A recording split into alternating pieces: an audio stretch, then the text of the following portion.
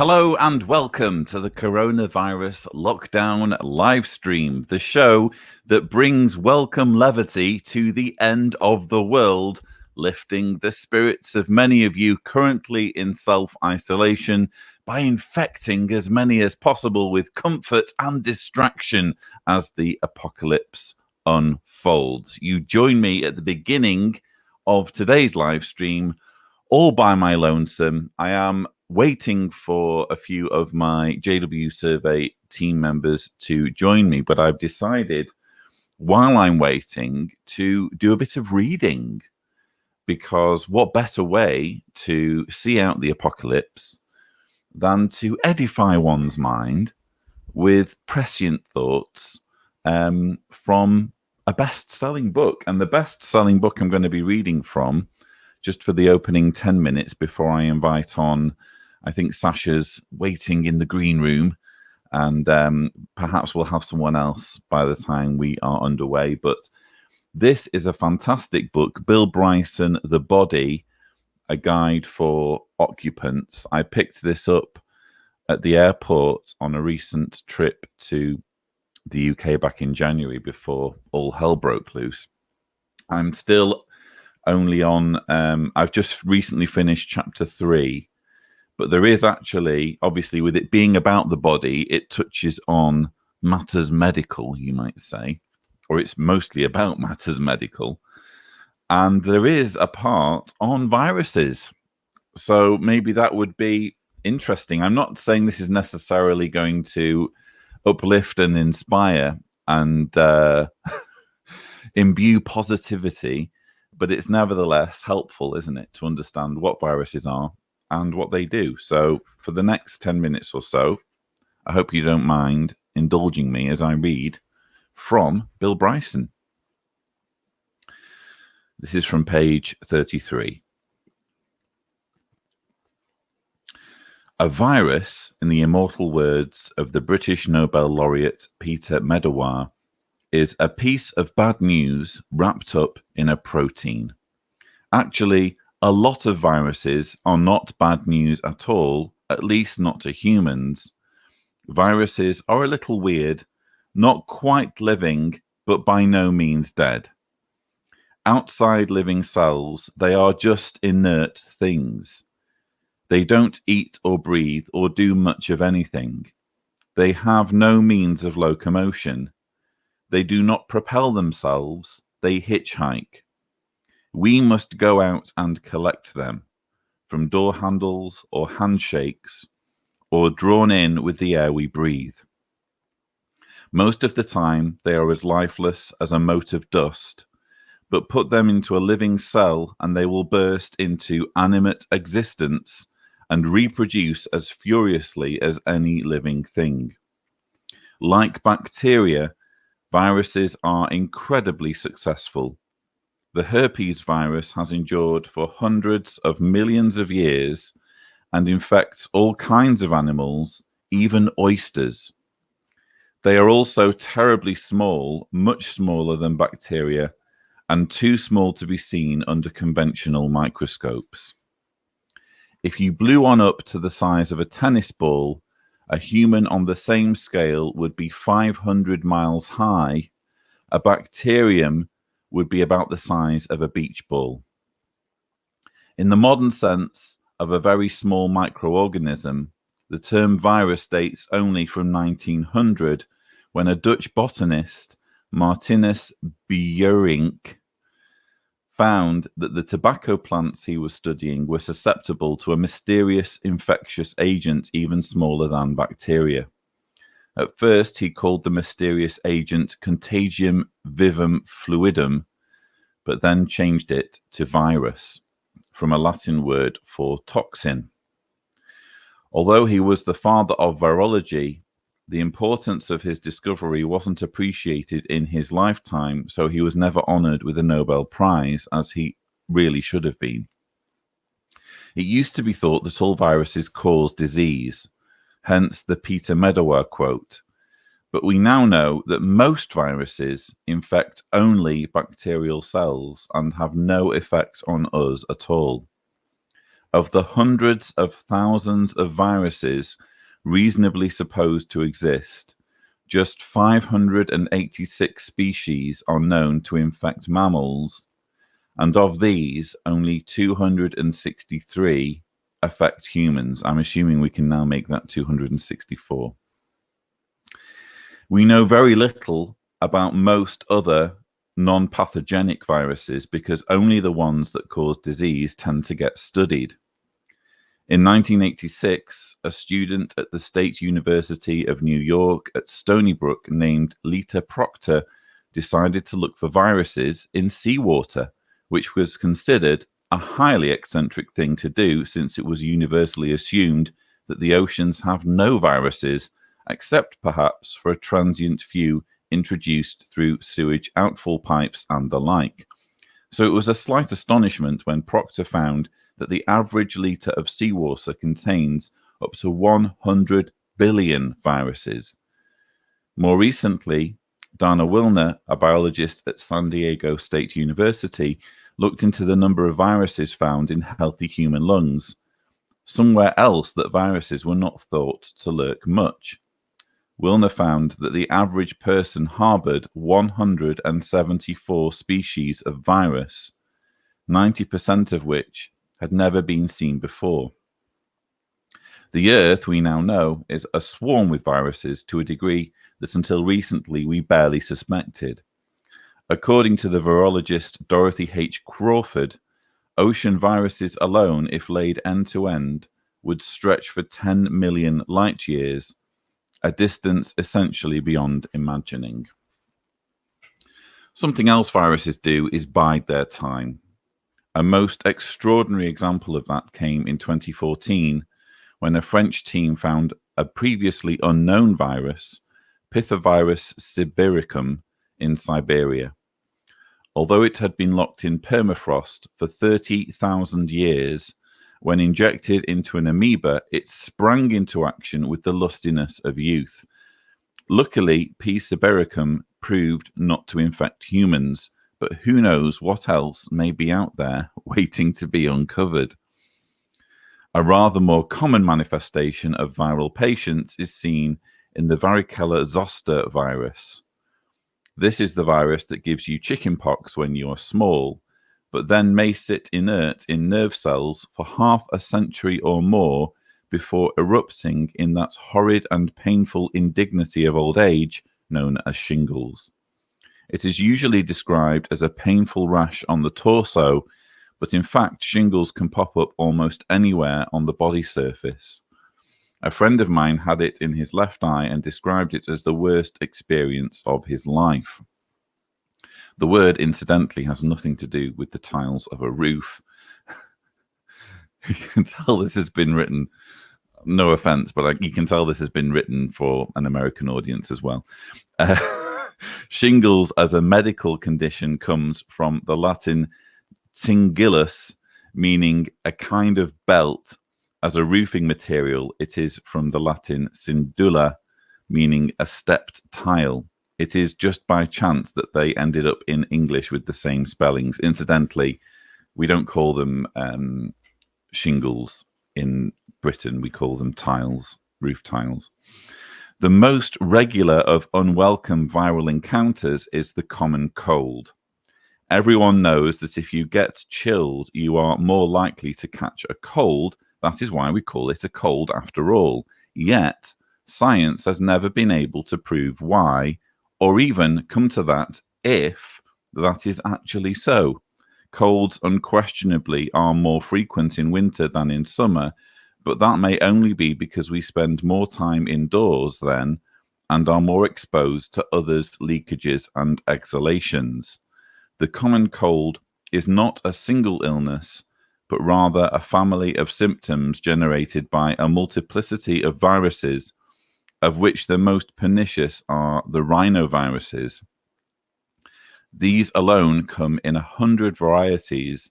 There are, in short, lots of ways to catch a cold, which is why you never develop enough immunity to stop catching them all. For years, Britain operated a research facility in Wiltshire called the Common Cold Unit, but it closed in 1989 without ever finding a cure. It did, however, conduct some interesting experiments. In one, a volunteer was fitted with a device that leaked a thin fluid at his nostrils at the same rate that a runny nose would. The volunteer then socialized with other volunteers as if at a cocktail party. Unknown to any of them, the fluid contained a dye visible only under ultraviolet light. When that was switched on after they had been mingling for a while, the participants were astounded to discover that the dye was everywhere, on the hands, head, and upper body of every participant, and on glasses, doorknobs, sofa cushions, bowl of nuts, you name it. The average adult touches his face 16 times an hour. I think it's probably more for me. And each of those touches transferred the pretend pathogen from nose to snack bowl to innocent third party to doorknob to innocent fourth party and so on, until pretty much everyone had everything, and everything bore a festive glow of imaginary snot.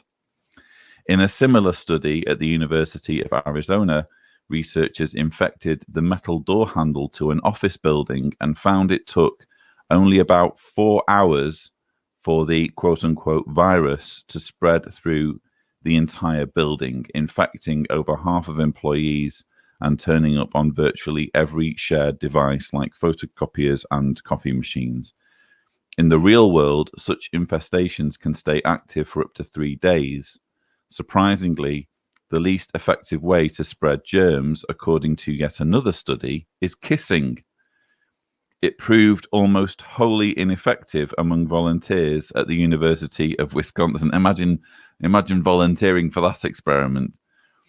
Who had been successfully infected with cold virus.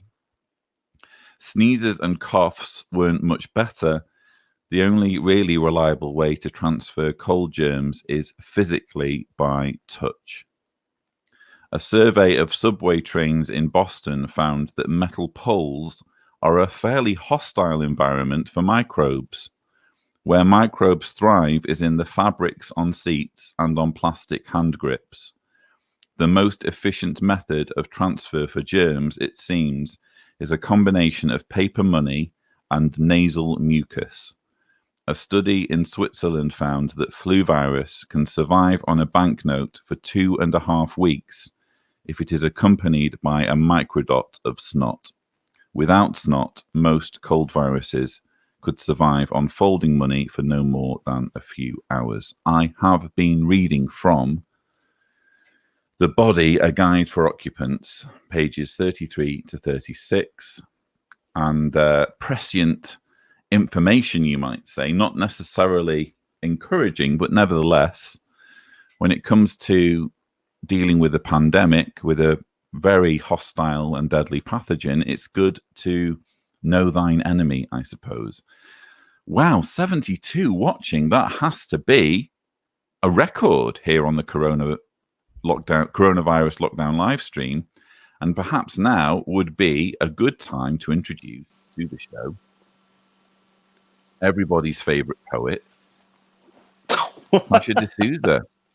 How are you doing, Sasha? Hey, everyone. So 72, you said. 72 so far listening. 75 as we speak. It's actually gone up since you joined. So well, I was going to say it's going to go down for your poetic prowess. How are things in your neck of the woods? Yeah, good. Thanks, we're good. You'll get yours back on this poetry thing, I'll tell you. Oh, really? It sounds like you've been planning something. Oh, no, it'll happen. It'll happen. Oh, really? Okay, fair enough. Just remember who has his finger on the controls. Yes. I have ultimate power. And my ultimate power will now be used to introduce a third participant in today's lockdown live stream, and that is Spiro. Hello, Spiro. Hey. beautiful people. Hi. Is representing Canada in today's lockdown live stream. All of Canada. All of it. Oh, Including Thank you. Justin Trudeau. Yes, including him. No matter what you think of him, I fully represent him. So I'm sorry, yeah. and we'll talk all about Canada. Excellent. Excellent. I got nothing Wonderful. left So, to say. You've used up all of our stuff. Just getting it out of the way right up front. That's true. That's wise. So with the minimal number of apologies, how are things in your neck of the woods at the moment, Spiro?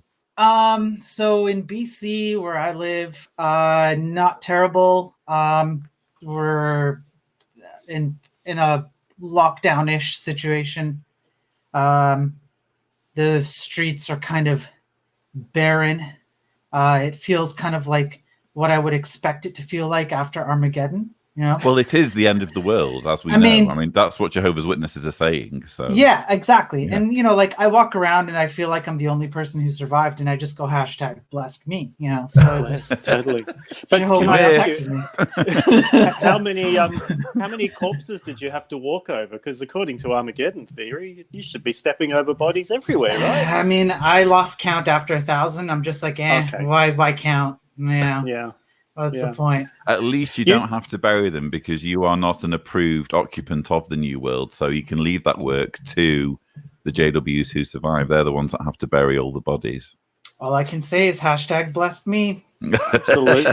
But judging by your glee, it's almost like you're aspiring to become a governing body member, Spiro, because you're almost looking forward to this. I've set up my own organization, and I am the governing body. So, yeah. You heard it here first, folks. Yeah, you can all join. We've got the truth, guys. #truth.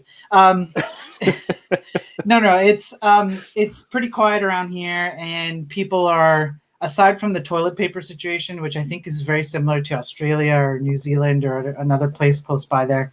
Aside from that, it's not bad. People here are kind of like, staying at home, staying quiet. The thing that I think people are more worried about is their jobs, because a lot of jobs are not doing very well. Not a lot of jobs. Well, yeah, a lot of jobs, but a lot of stores, retail fronts, and whatnot, not doing so great. And I know in Ontario, the last maybe 2 days, it was 1 or 2 days ago, they said basically like everybody needs to shut down, like everyone. So that's a different province. So maybe we'll see that here. I don't know. However, the gas prices here are so low. It's really, really good. Really? Okay. Yeah. And the It's a traffic. shame you can't use the gas to go anywhere. Yeah. So if you're like eager to go door to door witnessing, man, your gas prices are going to be really good. Okay. Isn't that funny? Yeah, it's not a strong compulsion I have right now, but yeah, I mean, if you want to go spread the news about JW, you want to say "I told you so" to lots of random people, yeah. Okay. So that's Without wanting to pry too much, I mean, you mentioned the work situation. How are you affected by businesses closing down? So grocery stores, pharmacies, etc., stay open. So that means it hasn't been difficult to find stuff. In terms of my own job, I work for a company in the U.S. And believe it or not, a lot of people get shocked when they hear what I do. I help run a website. What the company does is basically, if you lose your pet, you go to the website and you pay a fee, and they do like a targeted Facebook ad for your lost pet around your area. Wow. And they help you get your pet back. Okay. They do great. They make a killing. And we're kind of recession proof. Like, we haven't really felt it. If anything, we've probably done a little better lately. I would imagine so, because this is exactly the sort of situation in which, if your pet does go missing, you're not in a position to go out looking for it necessarily. So. Yeah. So I'm kind of like, me personally, I'm super lucky. I feel super lucky. I'm just really grateful. Job's going strong. So like, for me personally, everything's fine. But I know I have friends and family who are affected, having to work from home, or worried that their job's going to go away soon, at least for a little while. So, well, that's understandable. Yeah. I'm sure you guys have talked about what it's like over there.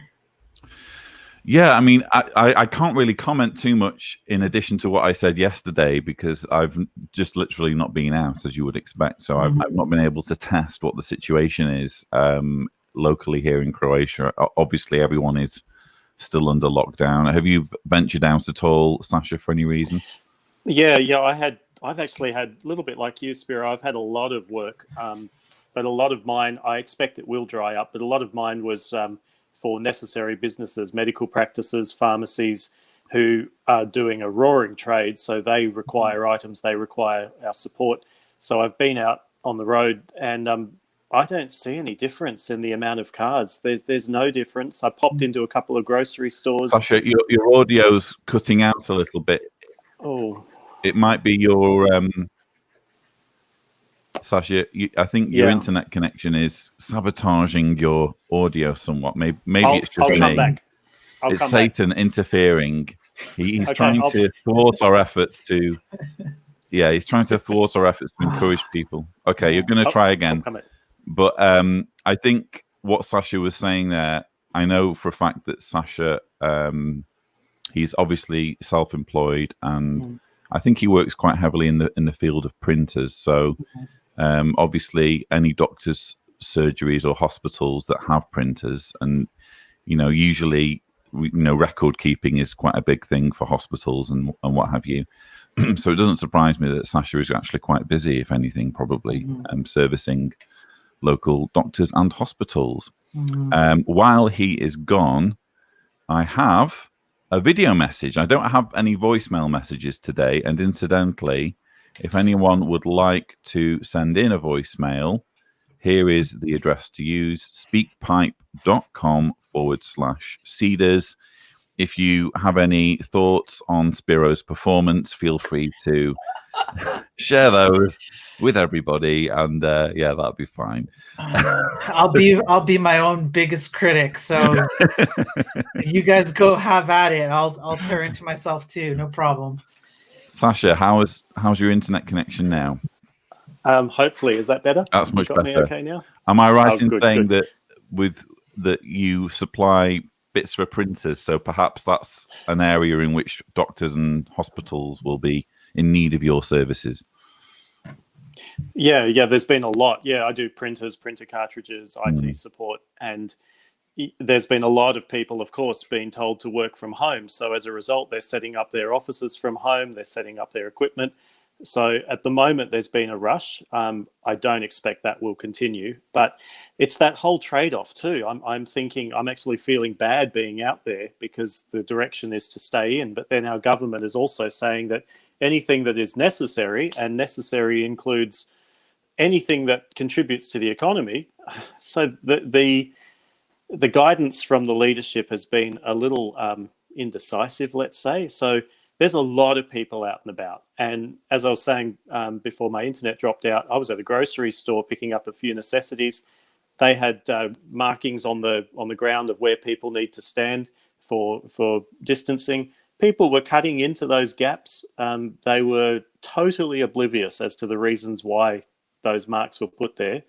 I genuinely think that this Australian culture of she'll be right, doesn't bother me, I don't feel sick, it's taking a while to sink in. And I went into one client this morning and he put his hand out to shake hands, first of all. And I mean, they mean well, but I don't think the message is getting through. And I'm noticing there's not a lot of messaging.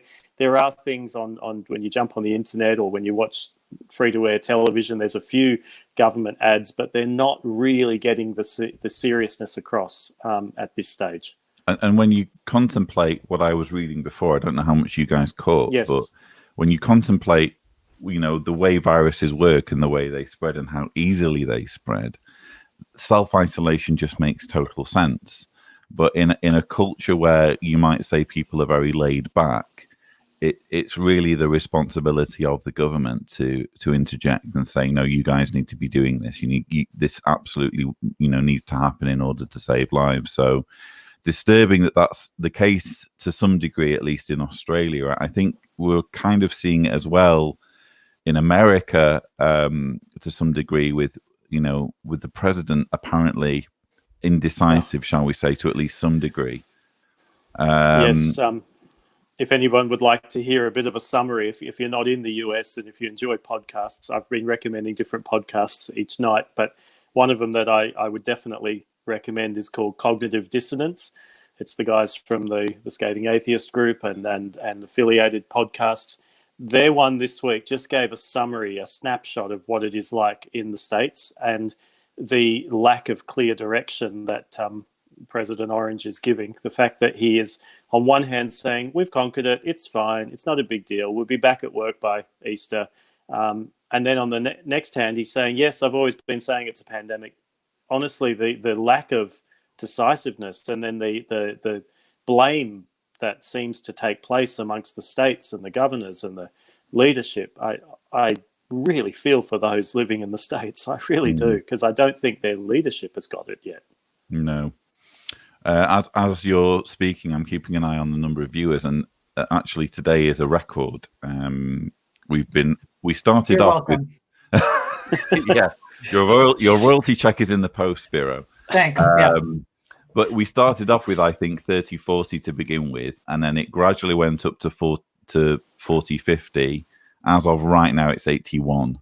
So clearly we're onto a winning formula. And I note as well that when I upload these to YouTube, there isn't a single one that hasn't gone into the thousands. So as long as people are watching what we're doing and enjoying it and finding it comforting, I'm willing to keep doing it. I don't envision doing this after the coronavirus is sorted, but certainly while it's a thing, while it's, upsetting people, I'll certainly do my very best to bring comfort and solace, and I have Spiro's help. Honestly, Lloyd, what else are you going to do? Walk around outside? Like, True. There isn't a great deal else to do, and also, as I said before, this particular time of the day is when I'm at my least productive, so I might as well do something. Perfect. Let's waste time together. Happy to waste your time, Lloyd.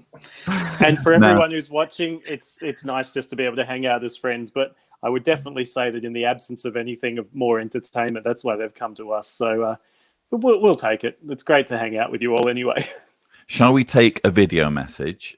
This Please. is from Tony, and we'll see what Tony has to say. Hello, Lloyd, and everybody else. So my name's Tony. I'm from Washington State. We're under lockdown, of course. I'm at work. I work in transportation and logistics, so that's why I'm here. But I just want to say thanks. I just finished watching this morning's rebroadcast of the live feed, and it's been really great, been a big help. So thank you, and I hope you can stay safe and stay well. Thank you so much, Tony. What a lovely message.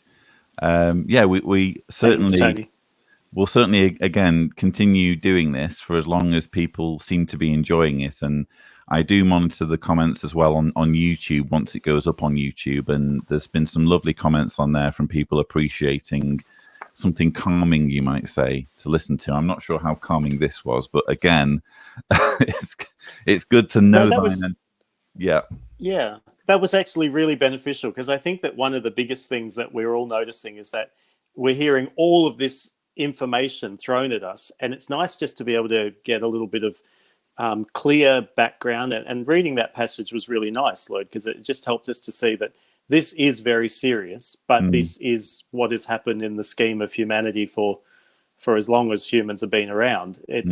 So it's nice to be able to just have a little bit of context and perspective on things.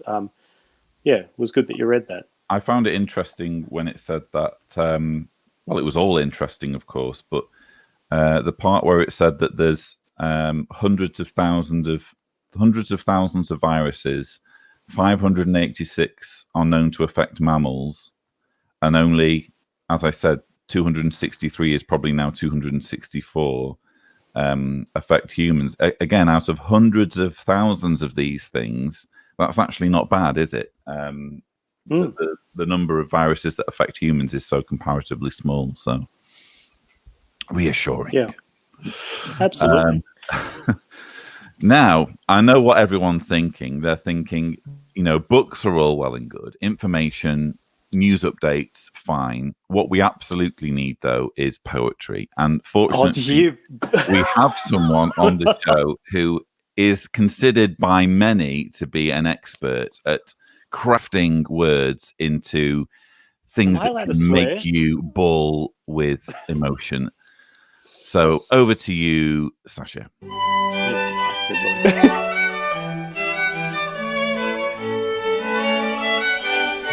You're kidding.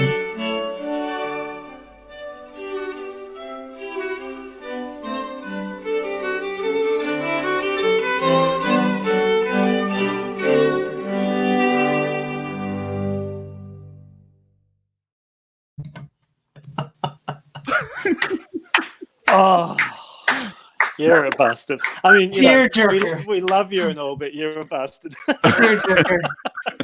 Oh, hey, we're waiting. There are now 86 on the live stream, and they're all waiting with bated breath for something that will lift their soul. This better be good. Right. Your entire poetry career depends on this moment. It's not going to be good. I can tell you that in advance. This is something Lloyd threw me into 3 nights ago. Get the popcorn out, everybody. Yeah. All right. It'll be your turn next, Spiro. Be careful. No. All right.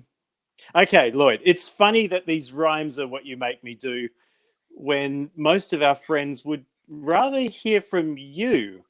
So sing us a melody to entertain us all with your smooth broadcaster's voice that enthralls. So now over to you. We throw this request. Use your voice of an angel and give us your best. I didn't like that one. I was a bit disappointed. I would have liked something a little bit less to do with me singing, quite frankly. Well, just give the viewers what they want, you know. But hey, at least it rhymed. And in all seriousness, we have had comments on YouTube saying, yes, I'd like to hear Lloyd sing. Well, there we go. Come on, viewers, give us another. I just think it's bad enough that we're dealing with the end of the world without things being compounded by me subjecting the masses to my my singing voice. It's just how I feel. I did it for Tight Christmas, by the way. If you want to hear what my singing voice sounds like, just listen to Tight Christmas, and it's all there. Why don't you bust out Good Things, Bad Things? Come on, give the viewers what they want. Again, it's on YouTube. It's on YouTube, so I don't have to repeat myself. Right.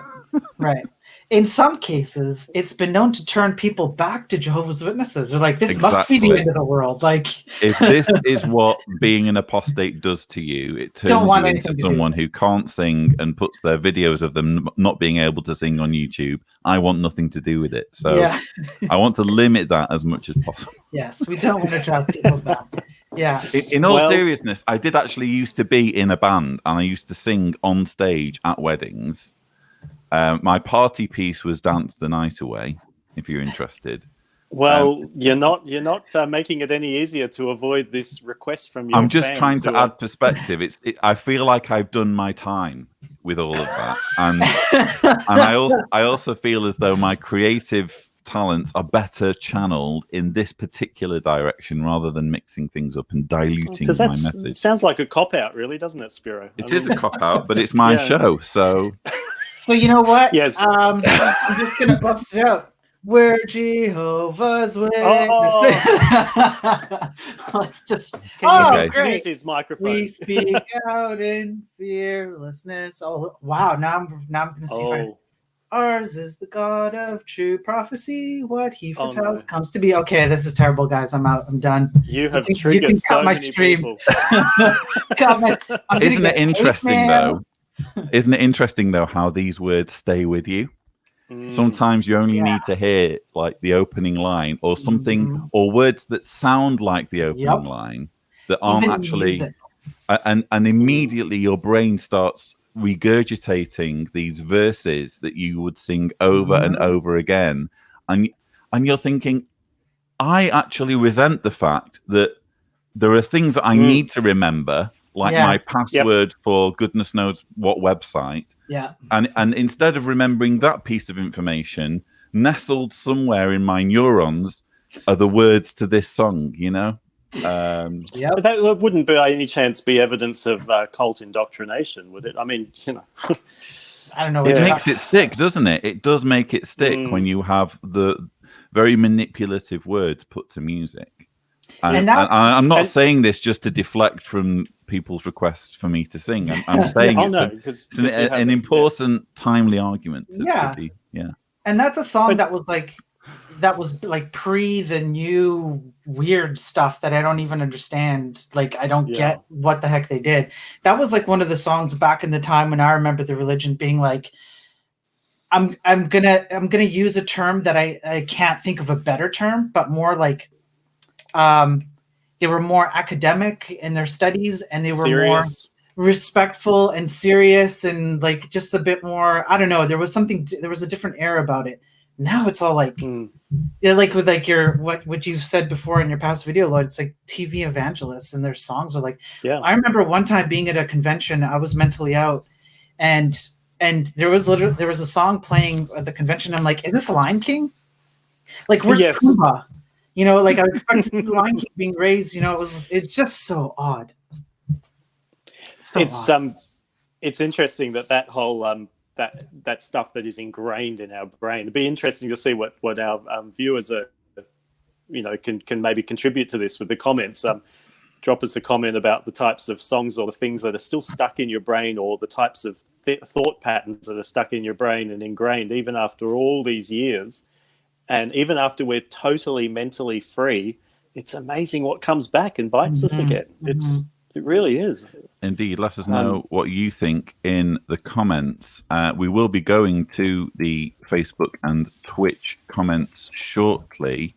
I've just been trying to find, because in all seriousness, one of the reasons why I read from the book before is because I had one of the YouTube comments was saying, please do more reading. So that's what I've tried to do there.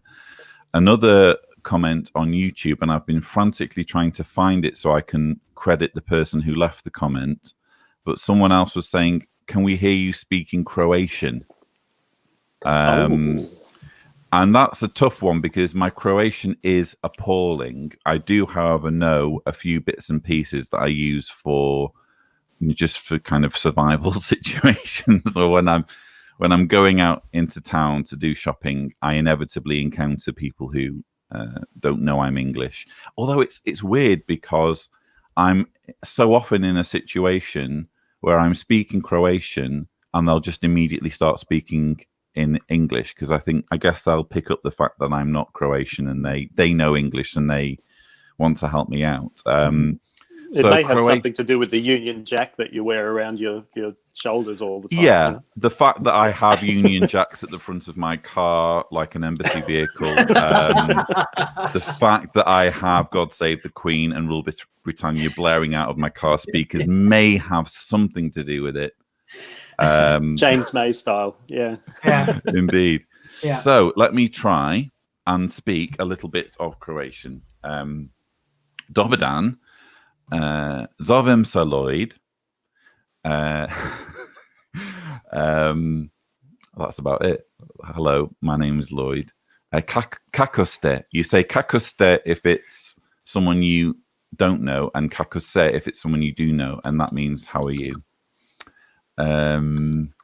Pričam Hrvatski, I speak Croatian, ali nije tako dobro, not so good. Ja razumijem malo, I understand a bit, ali moj Hrvatski nije divno. My Croatian isn't wonderful. So I've spoken a little bit of Croatian there for you. Dobro navriljeno? It's at least better than Sasha's attempt, which, let's be honest, is pretty appalling. It was. I was just trying to read off Google something that would say, well done, but I realized halfway in I should have bailed out. Stick to poetry, Sasha. No.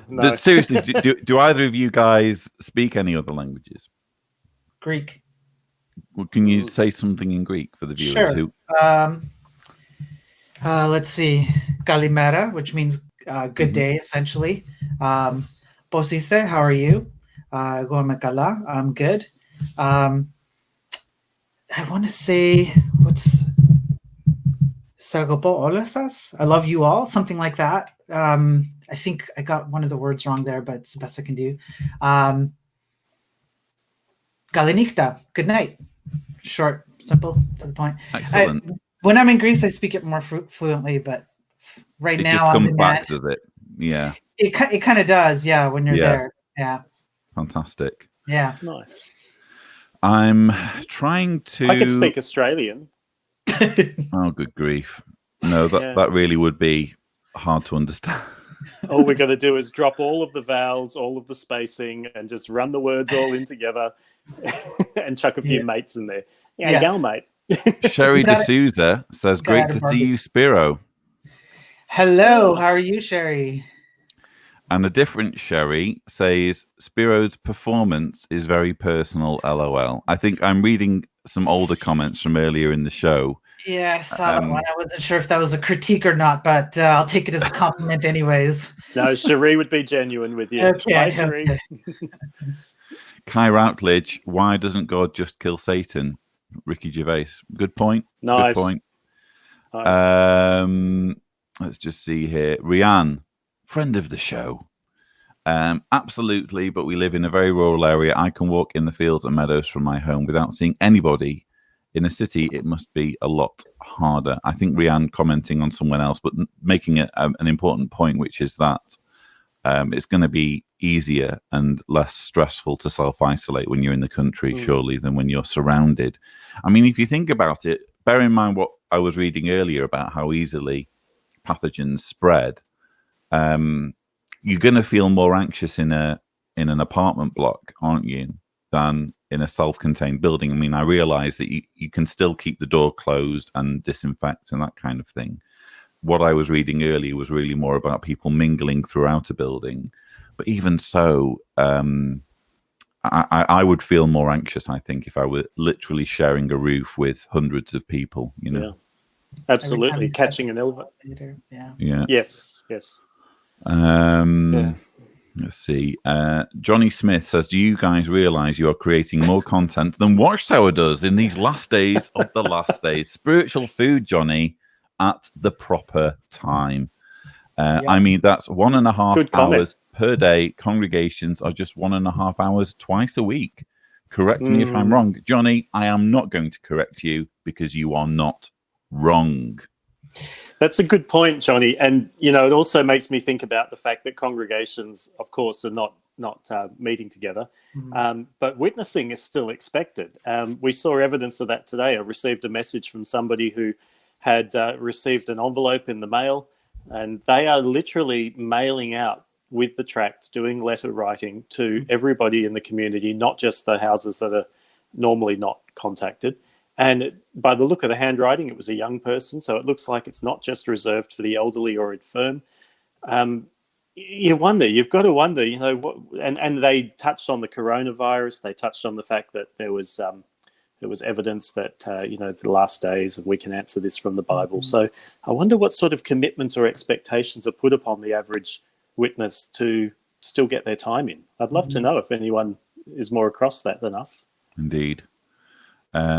Jeff Jackson, presumably not the Jeff Jackson, although it's not inconceivable, says, Lloyd, while our president does seem distressed over making a decision, our local governors are making very clear decisions. And he says also local leadership is very much engaged. So that's good to hear. Excellent. Jean Khan says, I too live in a rural setting and not urban. It does help somewhat. I'm lucky.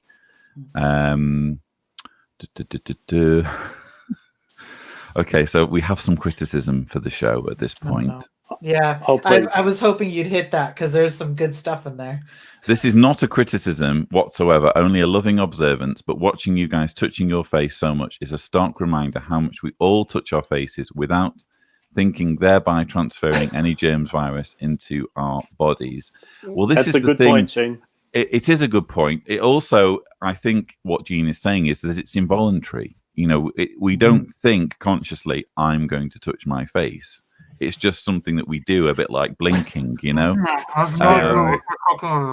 which I think is why. I mean, that's not to say that that's not to kind of contradict the official advice to avoid touching your face. If you can, then do. But I think it also highlights the importance of washing your hands, because if your hands are as clean as possible, you're at least limiting any damage. Yeah, don't worry. I wash my hands before, like literally right before the stream, guys. So when I'm doing this, I'm disinfected. I'm just making a joke here. Everyone's like, "What are you doing, Spiro?" Do you know, it's made me extra conscious of any takeaway food or anything like that, because takeaway food's still available from cafes and restaurants. But when I watch them make the coffee and put the cap on top of the takeaway cup and their thumb or their finger is touching the mouth area, it does make me just cringe a little bit. So it's certainly made us as humans hypersensitive and hyper aware of these things. And I will feel my face itching and try consciously to not touch it. Yes. I've had that as well. And he actually talks about itches in this book. And he mentions the fact that it's actually, I should read that probably on a future. I'll read it. Please. I'll read it in tomorrow's show, because it's really interesting. Because again, itching, classic example of when you would touch your face. And I'm going to read a part tomorrow. Here I am touching my face. Just saying the word itch. Yeah. If I say itch enough, I guarantee you a good percentage of the 85 people watching this are automatically reaching for their faces. Trigger word. But there's so much psychology to it. And he makes the point, as I'm going to read tomorrow, that no one can really understand where itches come from. It's very, very odd how itches work. So I'm going to read. I won't spoil it. I'll read it. It's all the dust mites and all of the microbial things digging into our skin. It isn't, though. It really, really isn't. That in most cases, there's just no cause for it at all. It's very, very bizarre. Let's see. You can even have itches if you're an amputee for a limb that's no longer there. Yes. So it's very, very strange. So there's a good suggestion that was made by some people, some experts, that just to the act of wearing gloves, whether they be surgical gloves or just cotton gloves, the act of wearing gloves makes our brain more aware. We go to reach up to touch the face or an itch, and we just straight away will stop because we've got something on our hands. So maybe we've all got to get into that habit of wearing gloves. Yeah. I mean, the Do you Queen's really been want doing to it be for... caressed by latex? Is the question you need to be asking. I'm sure there are some people that do. Viewers, if you'd like to be caressed, raise your hand if you've got a weird thing, man. In the comments, leave a comment. Just be like, I'm one of the latex. It really isn't that kind of live stream, so I do apologize, viewers. Julia Dasmin says, yes, we are enjoying it, and it is giving comfort, so keep it coming. Julia, I certainly will do my very best. And what the hell is going on in your avatar? What is it? Oh, it's an upside down dog. Yeah. That's awesome. I was like, what is it? It looks like what's the name of your dog? It looks like a carcass at first sight, but it is actually, it seems a healthy animal, so that's good to see. And Deanna Evans, whoever she is, says, hi, Sasha, Sherry, and Spiro. Hello, Deanna, if you're watching. Hello. So is this the time to put the order in for your smoothie? I should really be thinking about my food-related orders, shouldn't I? Because the truth is, I have a large Columba that I haven't even started yet. And I have a cookie that's still on my desk from yesterday. So there's no shortage of sustenance in terms of food. However, I have finished my coffee and I don't have any vitamin drink. So I'm not putting in an order, but if a vitamin drink were to arrive or any other kind of cold beverage, I wouldn't be turning it away. I'm just putting that out there, putting it out there. When it comes, you hashtag God answers prayers. And there's proof. God is real. Exactly, which isn't really the message I wanted to be giving, if I'm completely honest. So, while you're looking for something else, can I share? And by the way, if my camera suddenly drops out, it's my battery. I've had battery issues today, so in advance, I'll say sorry to everyone if I happen to drop out. Or everyone might actually like that. That might be good. We got a couple of private messages come through from some people today who have been watching the live streams and the chats and asked us just for a little bit more reassurance and comfort that this is not the biblical fulfillment of biblical prophecies or interpretations of prophecies that various religions, including Jehovah's Witnesses, have put out over the years. One of our friends said that they were laying in bed at 1 a.m. thinking that this may indeed be the beginning of the end. You know, their stomach falling to her feet. Is this the coming as a thief in the night? She was saying she's scared. She's got a husband who's fully in, children who are in. Her life's all churned up. Extended family thinks that she's lost her mind. She's just feeling like she just needs a little bit of reassurance to know that this is not the biblical fulfillment of prophecy. Is there anything you guys want to speak to that might actually just give a bit of comfort to help people who might be going through that upheaval? Well, I don't really want to repeat myself too much from what I said in my final part of the last days video. I mean, I don't know whether they've watched that video, but only to say that, look, it clearly isn't the last days as predicted by Jehovah's Witnesses. I mean, we could conceivably have a last days in that there are no guarantees that our species will just continue. You know, there's no guarantees that something might not happen that would completely wipe out intelligent life from our planet. I mean, there's the possibility of meteors, for example, or asteroids colliding with the Earth and causing incredible damage. There's the threat of pathogens. There's the threat of warfare. There's all sorts of reasons why humanity might end, but none of those would have anything to do with God, or none of those would certainly have anything to do with Jehovah. If humanity falls, it's either for a natural reason beyond our control, or it's due to humanity's stupidity. It's not going to be because a god has appointed 8 bloated dudes in New York to be his spokespersons, and he wants to eradicate from the planet everybody who doesn't listen to them. It's just simply not going to be the case.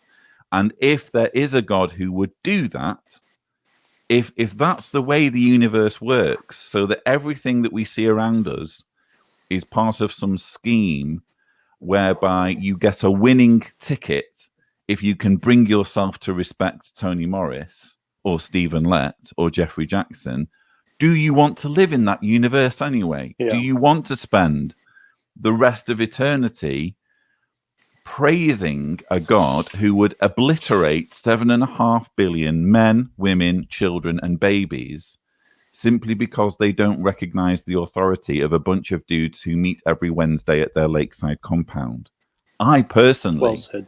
Some people might want to live in that world. I don't. I'd rather take the hit, to be quite frank. But thankfully, that isn't the way the universe works. There are no guarantees that human life will carry on indefinitely.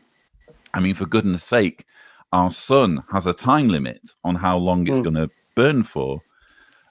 Conceivably, the human race could become interplanetary or interstellar and could move so that it can evade natural catastrophes, so that at least humanity can continue. That's a probability, still only a probability, but nevertheless a probability.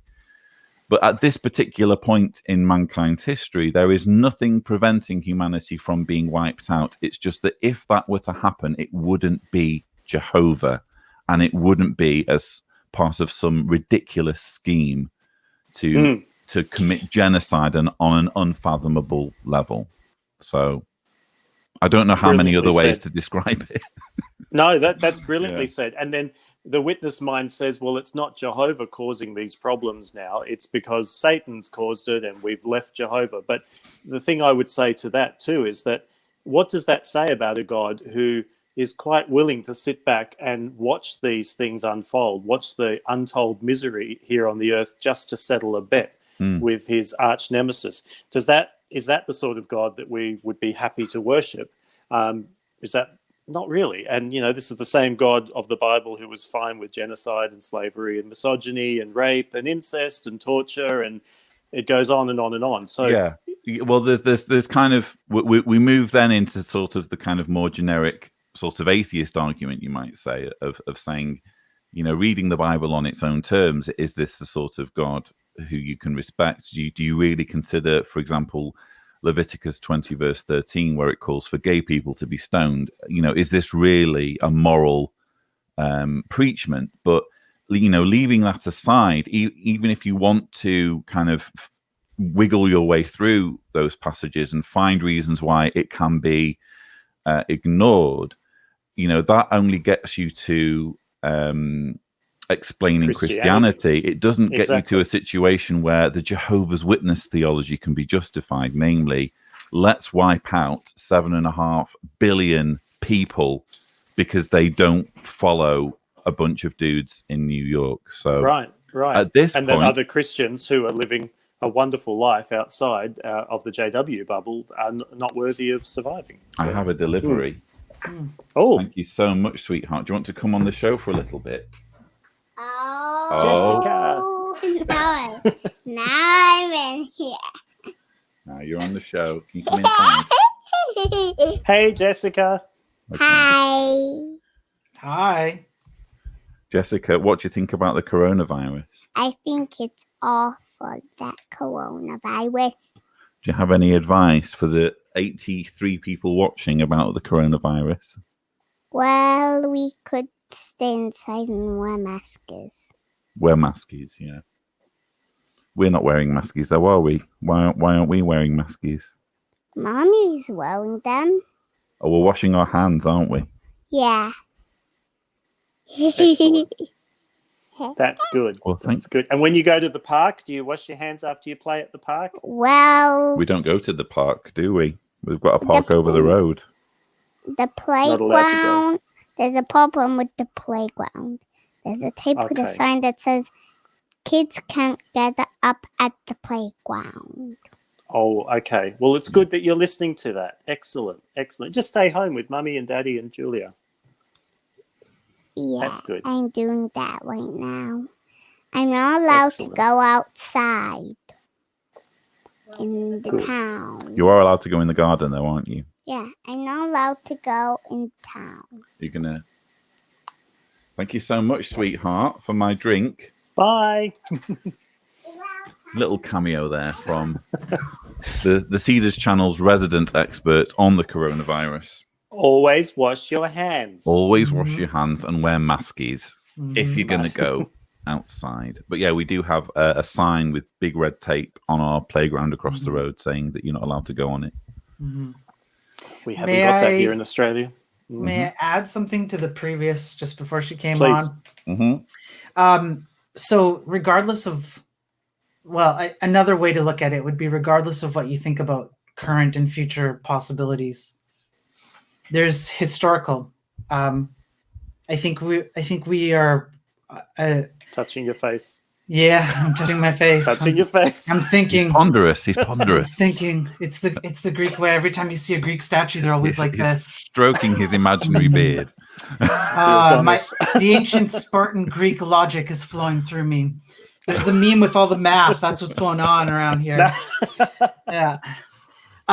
So I think generally as humans, myself included, we localize our experiences. Our contexts are within our lifetimes or thereabouts, and within the context of the people around us.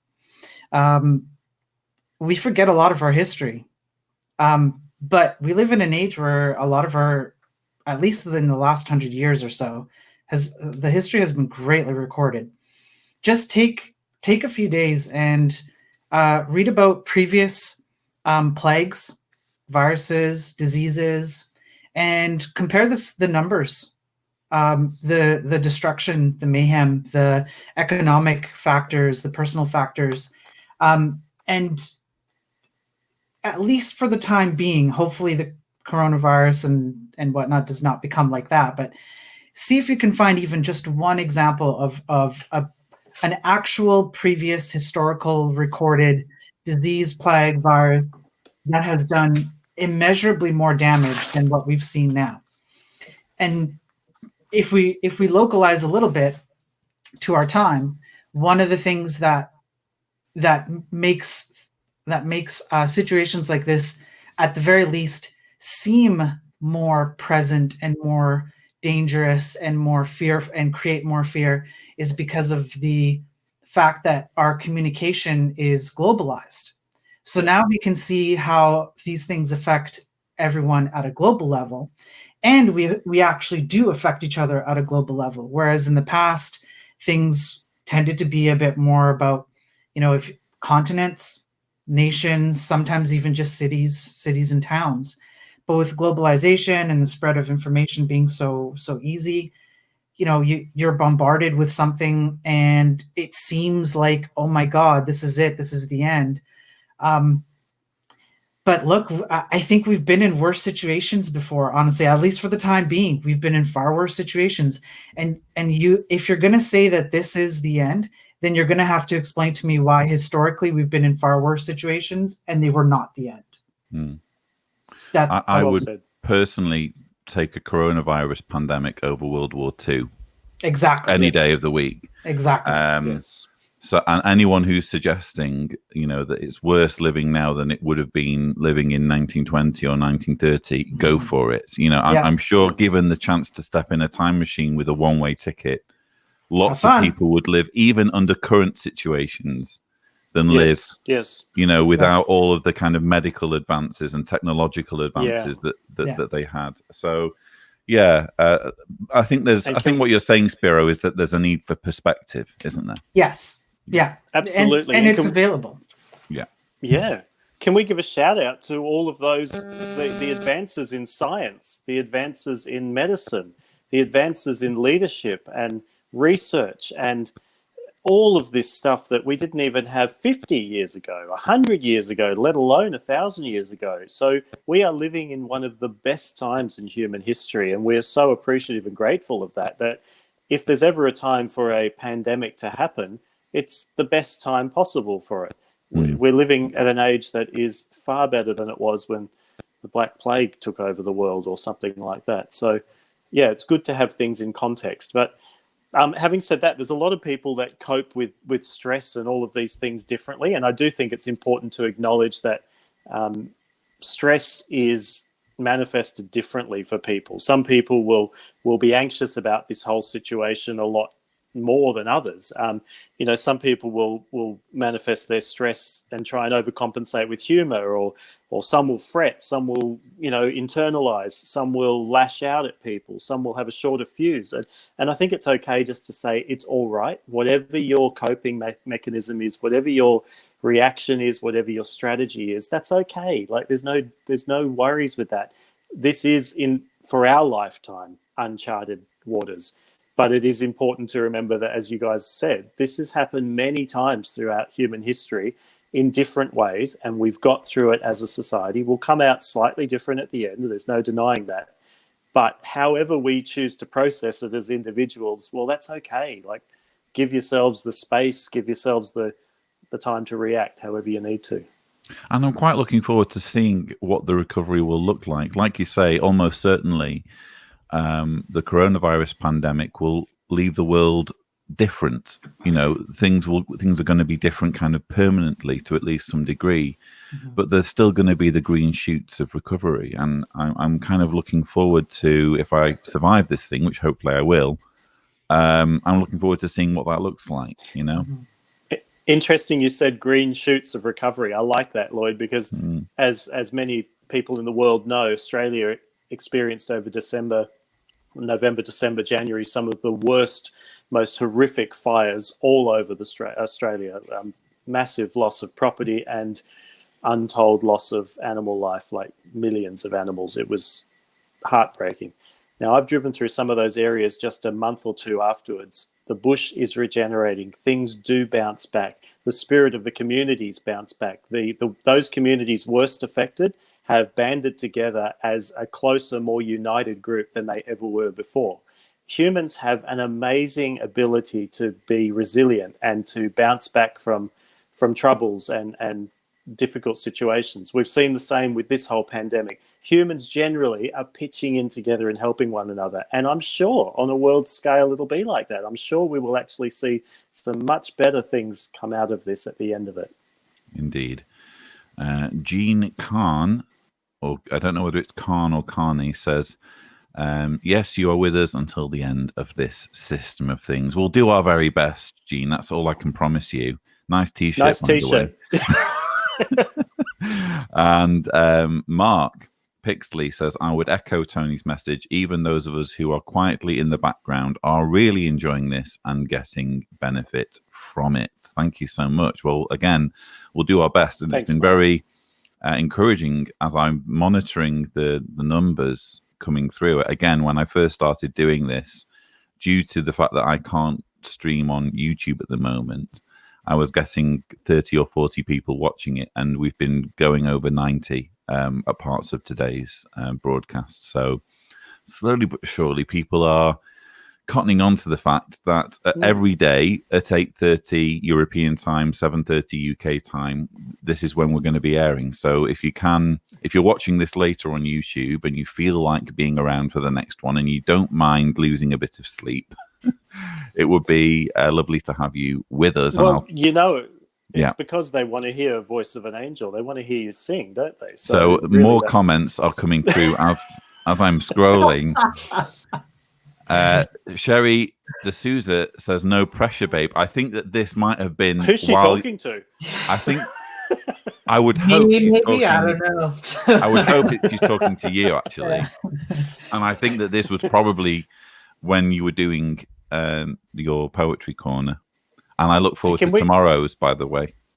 Can we compare that face? That there's a difference in the face of that guy there and this guy. Damn. Are we looking at JW Sasha in that photo? Yeah, actually that was. Yeah. Time for an update. Beta Orchel Salinska says, hi everyone, greetings from Poland. Hello. I don't know whether it's Beta or Bieta, but lovely to see you. And actually, this gives me the opportunity to say that I'm using this kind of lull, if you like, to go over my footage from when I went to Poland back in September, and it's been complicated finding a way of squeezing in. It's one thing to actually go and shoot a documentary. It's another thing entirely to actually be able to trawl through dozens of gigabytes of footage and squeeze it all into a narrative. And I've just begun that process now, thanks to the current situation. So, and actually being reintroduced to that footage has reminded me that this is actually a really important story that needs to be told. The fact that, there are many thousands, leaving the organization in Poland. And there's a real pushback, you could say, to the organization in that country. So I've started the process of editing The Polish Exodus, and I'm kind of hoping to have that video up on the channel next month in April, but we will see. I'm looking at something, rather than it being feature length, I'm looking at something more like a 20-minute Vice-style documentary, where we land in the heat of the action, which is a protest in the center of Warsaw, and we explain what the stories of all the different protagonists. So that's the angle that I'm hoping to explore. Yeah. Oh, we look forward to that. We've got some good things coming up in the next year. Well, maybe a little bit longer given the postponement due to the virus. But we've got Javier's production of The Truth About the Truth that we had him on the other night. There's a lot of good stuff in the works, everyone. There's just watch this space, basically. There's some great stuff coming out. Spiro's Corner coming up. Oh, yeah. We still need to find out what regular feature Spiro can have, and then I can do an elaborate introduction for that. So. Sounds good. We'll sort it out. Don't worry. We have a Twitch comment from Rue3901. I'm very interested how Jehovah's Witnesses would explain the existence of this virus without evolving viruses' life. I made a comment along these lines the other day. It is an irony. Obviously, it's a little bit complicated because viruses and bacteria have the ability, or certainly bacteria have the ability to absorb other DNA while they're still living. So that slightly enhances their ability to, dodge different medications and become superbugs and that kind of thing. But mostly it's a case of, when an antibiotic comes along in the case of a bacteria and destroys an entire generation, inevitably, all it takes is for one or two cells or microbes to have a resistance, and they are able to then go on and become superbugs. And with viruses, what you have is a coronavirus that was already around, was already affecting mammals, and it evolved to be able to infect humans. So how ironic that Jehovah has orchestrated a sign of the last days that involves a virus evolving and being able to kill thousands, even though he apparently doesn't like people learning about evolution. And also, you can't fight this. Science cannot fight this if pharmacists and biologists don't understand evolution. So if we were to strip evolution entirely from people's knowledge, we would be powerless to understand how this virus works, and thus we will be powerless to come up with an antidote. So when science eventually does come to the rescue, it will be because of embracing all sorts of elements, some of which contradict Jehovah's Witnesses, and yet Jehovah's Witnesses will still benefit from their findings and still benefit from whatever they come up with. So there's irony there. Definitely. Yeah, for sure. Nitz has said something which I won't focus on too much.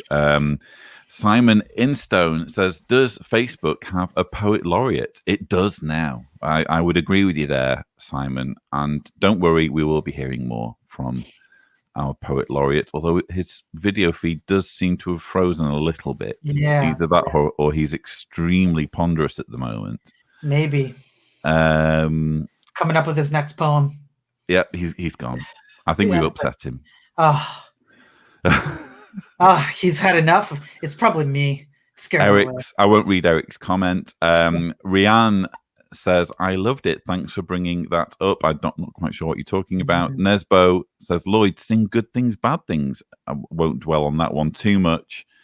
Mason says, stay safe, guys, but remember, fear is the real pandemic. Live in love. And no, Lloyd Evans, you don't need to sing. Thank you, Mason. Finally, a voice of reason on the issue of whether or not I should sing. I think that there are more building things for me to be doing in this live stream than singing, and I will certainly do my very best to stay safe. Fabio Lan says it should scare the virus away. Well, that's possibly one side effect of me singing, certainly. Could be, yeah.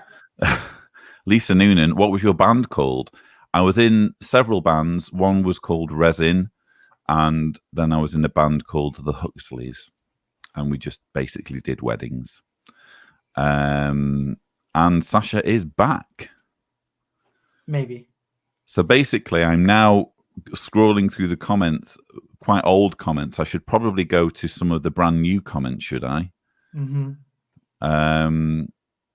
Lloyd, I finally took off my autocorrect. I think that will help. I made a comment yesterday about New York and what the restrictions are here. I took it down right away because I didn't come out right. I logged off because I was tired. Today I saw it on YouTube that you used my comment, and I was like, no.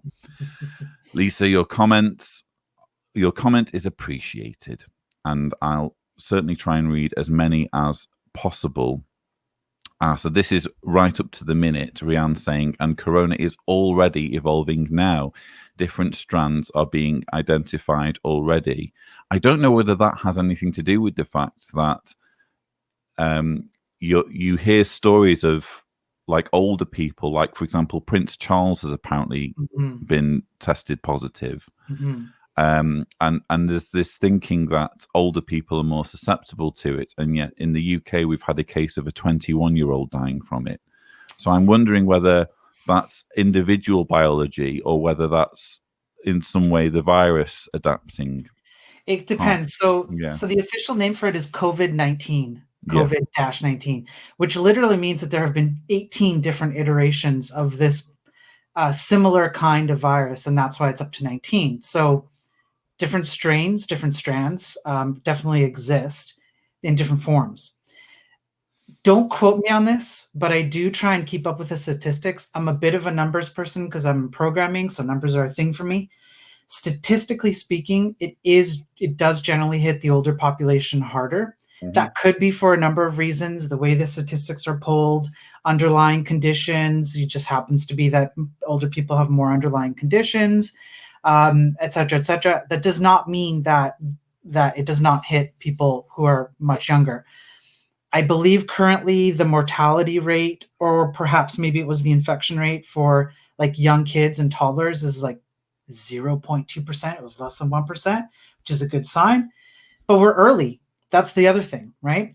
And there are plenty of people who go through the symptoms either untested, or they come out fine. They stay at home in quarantine and they don't show up in statistics, which generally means that you're going to have a number of untested, unreported infected, which then lowers your actual mortality rates and increases your infection rates. And it's like our statistics on it, I don't think are far enough along to fully understand what's going on. We're bound to know only a small part of the picture. Yeah, and it's impossible to test literally everyone. Yeah, exactly. So who knows? Who knows what's going on right now? Unica Sawika says, I was born in Poland, can't wait for the video. Well, I can't wait to get it out. Again, I was looking at the footage the other day thinking, how have I been sitting on this for so long? So looking forward to polishing it up for you. Jay Proctor says, any chance of a European meet and greet type event like what happened in Australia? Not right at this moment, for obvious reasons, but I would certainly love to do something perhaps in Germany or Austria in the not too distant future. Demi Ryan says, greetings from South Yorkshire, England. Greetings, Demi. Thank you for watching along from dear old Blighty, from a beautiful part of England, in fact, Yorkshire. So, Lloyd, please don't bother pronouncing this. It can be just. How do I even pronounce that? Yeah, beer, B. Is it beer or B? I'm going to say beer. Yeah, I'm going to say beer. I'll go with beer. Beer. Rianne saying you really need another picture, Sasha. Yeah, we need something that's less pristine. Although I think that was Sherry's avatar, so it's Sherry that we need to be asking. Yeah. Isabel Vidal says, hello from France. I'm happy to see you live at last. My French is abandoning me. Je m'appelle Spiro. That's Spiro's chat up line. There we go. How do you even say hello? Bonsoir. Bonsoir. Oh, do I know more French than you? How could I? Hang on. Basic French, he Googles. I know. Bonjour, that's it. Bonjour, good morning, of course. I think bonsoir is goodbye, maybe? And merci beaucoup. Thank you very much. Yeah. So, I really am appalling with my language. I think it says everything that I've been in Croatia for 10 years, and my Croatian is, well, you saw earlier how bad my Croatian is. But thank you so much for tuning in, Isabel. Eric Larson, I'm sure speaking for many, in saying I'm really just here for Sasha's Poetry Corner. Well, it's understandable because he has a way with words, shall we say. Our viewer count dropped after he was done. Everyone's like, okay, I'm done.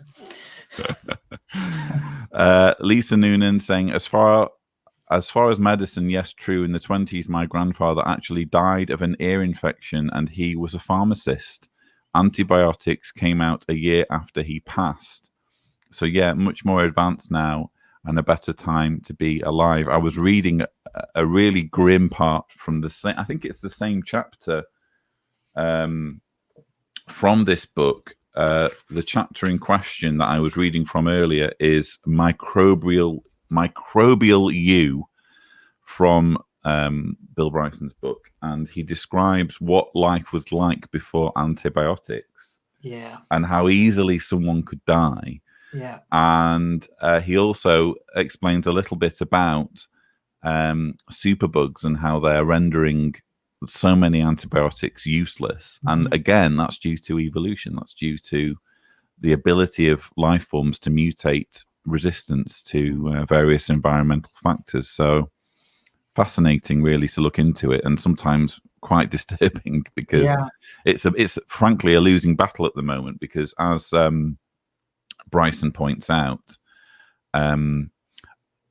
when it comes to producing new drugs, it's very much a financial thing. It's very much is a pharmaceutical company going to make a profit? Mm-hmm. And they only get, I think, a certain period where they can actually develop their drugs and sell their drugs without them being copied by other companies. So they have like a brief window, and I think they've worked out that it's just not profitable for them to make antibiotics, given how brief this window is. So yeah, quite disturbing. But at the same time, there's still enough antibiotics in, that are serviceable, that are saving lives for, diseases to be kept under control. So reasons for optimism. And I believe there are other areas of medicine that are being researched other than antibiotics to help us. So let's just see here, scrolling through the comments. Jean Khan, it's a shame that people are making money out of it, though. Greedy, nasty people, probably referring to something else. But it is sad to see some profiteering going on to at least some degree, with people hoarding stuff and selling things perhaps at exorbitant prices. Joel Brown makes a good point. Can you imagine the internet and the media during the Spanish flu? I think social media, would you say, Spiro, tends to exaggerate things to at least some degree? Yeah, I mean, it's an amplifier. And I would argue that the mainstream news, in some respects, not 100%, but in some respects, has also kind of gone down that rabbit hole where they amplify the things. Because, like, okay, so imagine this: you turn on the news, and the news is like, "Hey guys, everything's peachy today. Like, there's nothing going on. Everyone's at home chilling, relaxing. Everyone's making money. Unemployment rates are super low. Disease is super low. Like, who wants to read that, right? But you turn on the news and you go, coronavirus will kill us all in 10 days. And you're like, I'm going to see that, right? And that's an unfortunate side effect. Nitz Walsh on Twitch saying, I want to learn French. I live in Canada. My dad was born in Quebec. I can only swear in French and say a couple of basic things. I did actually, Spiro, very briefly find myself in, where was it now? Montreal. I flew through Montreal back in November on my way to America. And even just being in the airport, it was like, good grief, everyone is speaking French. And I'd never imagined that, Yeah. Quite astonishing. It's a requirement here, as you know, a lot of people know that you have to have like French along with English and a lot of labels and whatnot, like a legal requirement. Yeah, and over there, heavy French speaking population. Lots of people saying bonjour to Isabel. Sherry D'Souza saying that's correct. It was discovered in 2019. The technical term is actually SARS-CoV-2. It's called COVID-19 because that's easier. So, due to public demand, profile picture changed. I'm not seeing it yet, Sherry, it must be said. And Sasha is trying to get back on. What's it like? How is your internet resolved, Sasha? I'm so sorry, everyone. It's probably really bad. Sorry about that. It's okay. You're at least trying. And we've actually breached, I don't know what numbers I gave you earlier, but we're now on 102, 103 watching, which is just fantastic, considering where we were, again, in the first installment of the lockdown live stream. And I can only credit Spiro for... You're welcome. It's for what I do. Lifting the discourse. I bring people together. People come to see me. It's just what happens. Running for president of the US, that sounds very much like something the orange one would say. Yeah. It's all about my numbers are huge. Huge. Your numbers are gonna be huge. It's gonna be the I'm kind of an coronavirus. expert. Everyone thinks so. Everyone says, "How do you know this?" It's like, anyway. Before I lose all my Trump supporting viewers, Demi Ryan says, my brother has advised I go back to meetings as he believes the end of the world is coming even more so now. No thanks. I'd rather die than worship a God that his way of loving is very different than mine. He is a cruel God, and I'm glad I'm out of the cult. And those guys the Jehovah's Witnesses follow, they don't even look real, full of doom and hypocrisy. I can definitely understand where you're coming from there. It's a really good point, and again, I don't want to flog the atheist banner, but I will for a moment say, you talk about what is appropriate. If somebody walked around the streets displaying the character of the so-called God of the Bible, we would lock them up and say that they were not fit for associating here in the general public. But it's just or tried to implement the rules in Leviticus, they'd end up in jail pretty quickly. Let's see here. Nice to see Heidi. So Heidi's there. Hi, Heidi. Marilla, the virus is also referred to as 2019, and lots of people providing context on the non-clement. How do you even say it? No clementure of. No, yeah. Gene says, "Where's Covert Fade today, Lloyd?" He's probably saving the world somewhere. He is kind of a secret agent, and I don't press him too much on what he's doing because it is actually a government secret. But he's probably at this particular moment engaged in wrestling an agent from some terrible country. I'm sure he is finding the cure for the virus as we speak.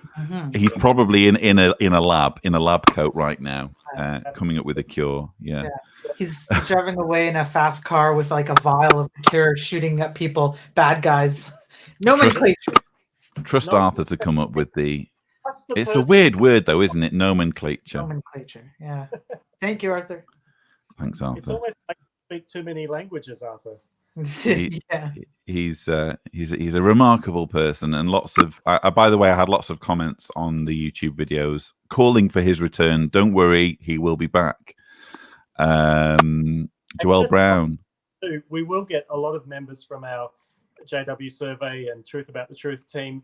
Some of our ladies of the team will be joining us, so don't think that this is all just about us guys jumping on here. At different times, we've got other members who are more than happy to jump on. And on that subject, I have actually asked Deanna to host an episode of the Coronavirus Lockdown Livestream, and she flat out refused. So if I had my way, Deanna would be hosting this for at least one or more episodes. I don't mind. You should not offer her enough money, Lloyd. You have to. She's high priced. I mean, I offered to bring her coffee. Oh well, there you go. But maybe we can get some response from all of our viewers and friends that are watching. Yeah. Maybe have an episode that has Chloe and Kim and Sherry and Deanna and Kimmy. It'd be great to have them all on there. Mm-hmm. Yeah, it really is a case of people needing to. And here's the thing. This is my approach with activism in general, by the way. I don't expect anyone to do this. I think it's important to stress that just because you're an ex-Jehovah's Witness doesn't mean you feel comfortable getting in front of the camera and making videos on YouTube or Facebook or wherever else. It really is like a personal thing. So I don't force Deanna or anyone else to come on the show. But that said, the door is very much open. And hopefully we'll at least have Deanna as a... I think she said that she might, as a compromise, come on her phone or whatever as a panelist at some point. So I'll keep pressing for that. But this takes us, viewers, to the 90-minute mark. And yeah, that's pretty much all we have for you. But I must thank Spiro for rescuing our numbers, taking us past the 100 live viewers threshold. And I'm super humble about it. I'm like, yeah. I'm the most humble. I'm so humble. and thanks also to Sasha for rendering us speechless with his poetry earlier. I look forward to tomorrow's offering. And that's pretty much everything we have. I hope you've enjoyed the Coronavirus Lockdown live stream. Please do join us for tomorrow's show. But that's pretty much it. Take care. Stay safe. Stay indoors. Stay alive. Survive Armageddon. See you later. Bye, everyone.